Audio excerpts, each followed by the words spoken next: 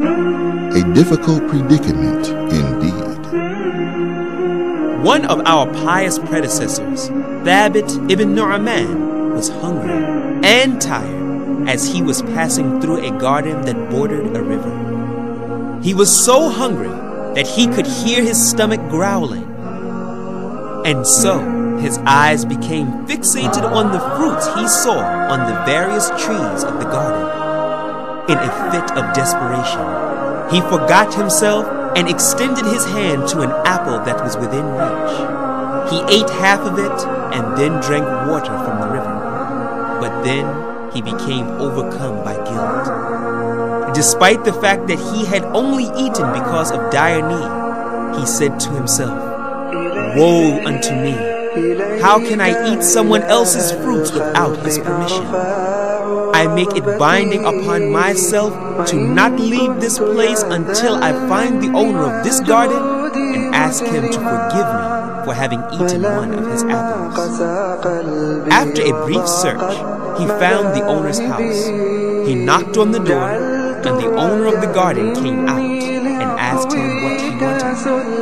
Thabit ibn Nu'man said, "I entered your garden that borders the river, and I took this apple and ate half of it. Then I remembered that it does not belong to me, and so I ask you now to excuse me for having eaten it and to forgive me for my mistake." The man said, "On one condition only will I forgive you for your mistake." Thabit ibn Nu'man asked, "And what is that condition?" He said, "That you marry my daughter."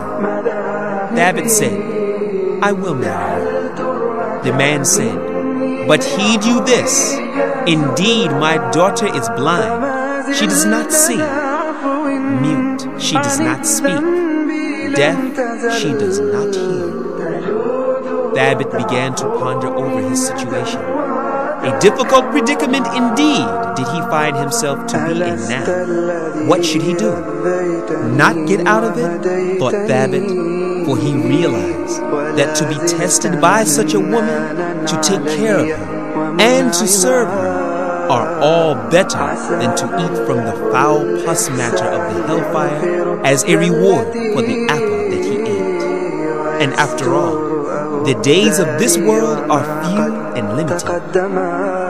And so he accepted the condition to marry the girl, seeking his reward from Allah, Lord of all that exists. He was nonetheless somewhat anxious in the days prior to the marriage.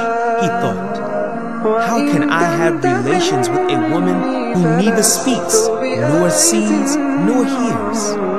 So miserable did he become that he almost wished for the earth to swallow him up before the appointed day.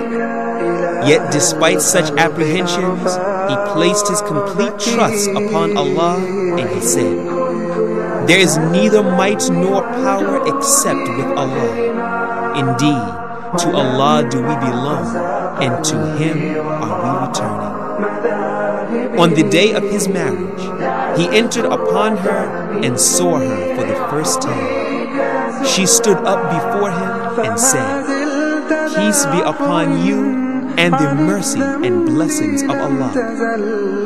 When he saw her grace and beauty, he was reminded of what he would see when he would imagine the fair maidens of paradise. After a brief pause, he said, "What is this? She indeed speaks, hears, and sees." He then told her what her father had said earlier. She said, "My father has spoken the truth. He said I was a mute because I do not speak any forbidden word. And I have never spoken to a man who is not lawful to me. And I am indeed deaf in the sense that I have never sat in a gathering in which there is backbiting, slander, or false and vain speech. And I am blind in the sense that I have never looked upon a man who is not permissible for me."